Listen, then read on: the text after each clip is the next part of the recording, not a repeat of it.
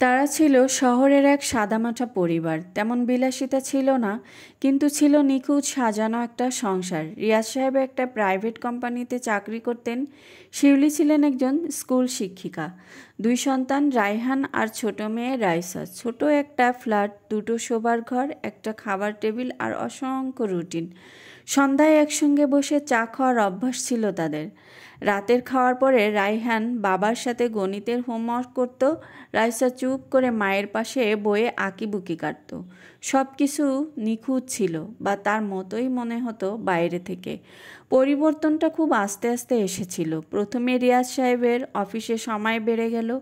সপ্তাহে একদিনের জায়গায় 3 দিন অফিসের লেট মিটিং, ফোনে ফিসফিস করে কথা বলা, আর চা খাওয়ার সেই সন্ধ্যাটা ধীরে ধীরে একা হয়ে গেল শিউলি। প্রথম সন্দেহটা জন্ম নেয় যখন রাইসা একদিন বলে, আমাদের বাসার আন্টিটা না বাবার ফোনে একবার দেখছিলাম, তার ছবি ছিল একটা মেসেজে।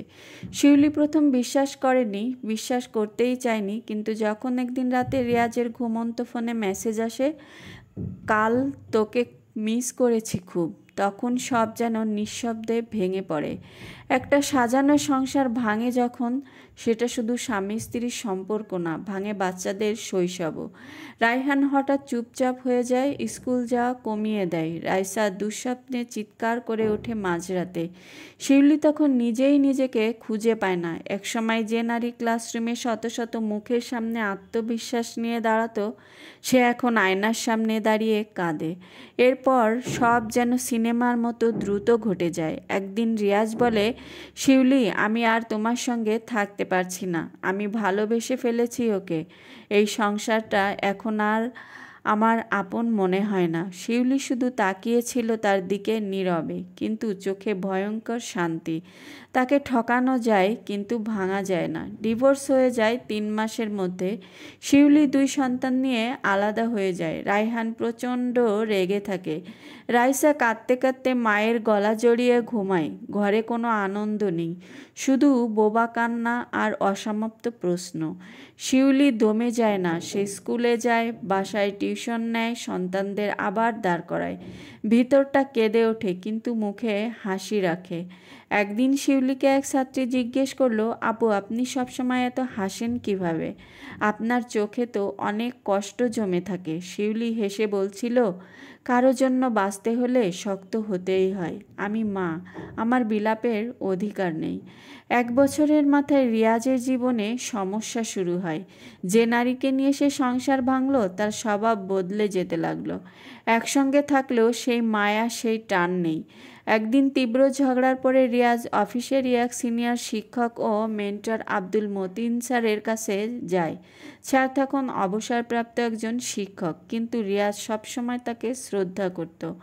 মতিন স্যার শান্ত স্বরে শুধু একটা কথাই বলছিলেন, তুমি জানো রিয়াজ, সংসার কোনো আবেগ নয়, এটা একটা দায়িত্ব। তোমার স্ত্রী তোমাকে ভালোবাসতো, বিশ্বাস করত, তুমি শুধু তার স্বামী ছিলে না, তুমি ছিলে একজন বাবাও। আর একদিন তোমার সন্তানরাই বড় হয়ে তোমার জীবনটা দেখে বলবে, বাবা ছিল আমার গর্ব না লজ্জা? সেই প্রশ্নের উত্তরটা তুমি কাকে দিতে চাও? রিয়াজ স্তব্ধ হয়ে গিয়েছিল। সেই রাতে সে স্তব্ধ বসেছিল বারান্দায়, হাতে 1 কাপ চা। মনে বারবার ভেসে উঠেছে রায়হানের চোখ, রাইসার হাত, হাত ধরে শিউলির শূন্য মুখ। রাত 3টায় রিয়াজ প্রথমবারের মতো শিউলিকে মেসেজ করে, তুমি কেমন আছো? আমার পাশে যে ছিল তাকে বুঝতে পারিনি, আমি ফিরতে চাই, যদি তোমার মনে সামান্য জায়গাও থাকে। শিউলি মেসেজ দেখে কিছুক্ষণ চুপ করে থাকে, তারপরও শুধু লেখে, আমার মনে জায়গা নেই, কিন্তু সন্তানের মনে হয়তো এখনও কিছু জায়গা আছে। তুমি বাবা হয়ে ফিরতে পারো, কিন্তু স্বামী হয়ে নয়। একদিন রিয়াজ এলো রায়হানকে দেখতে। প্রথমে রায়হান রেগে গিয়েছিল, কিন্তু ধীরে ধীরে সময়ের সঙ্গে সে বাবাকে ক্ষমা করতে শিখল। রাইসাও বাবার পিঠে হাত বুলিয়ে জিজ্ঞেস করলো, তুমি আবার আমাদের সঙ্গে গল্প করবে? টিফিনে চকলেট কিনে আনবে? রিয়া চুপচাপ বসে কাঁদছিল। সে তখন এক দুঃখী মানুষ, পাপী নয়, শাস্তিপ্রাপ্ত এক বোবা আত্মা।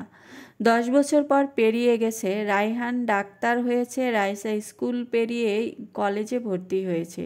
শিউলি এখন নিজের একটা কোচিং চালায়, আর রিয়াজ মাসে একবার আসে সন্তানদের দেখতে, তাদের পাশে বসে মুখে নিঃশব্দ হাসি নিয়ে। সন্তানেরা আবার হাসতে শিখেছে, কিন্তু শিউলি আর কখনো বিশ্বাস করতে শিখেনি।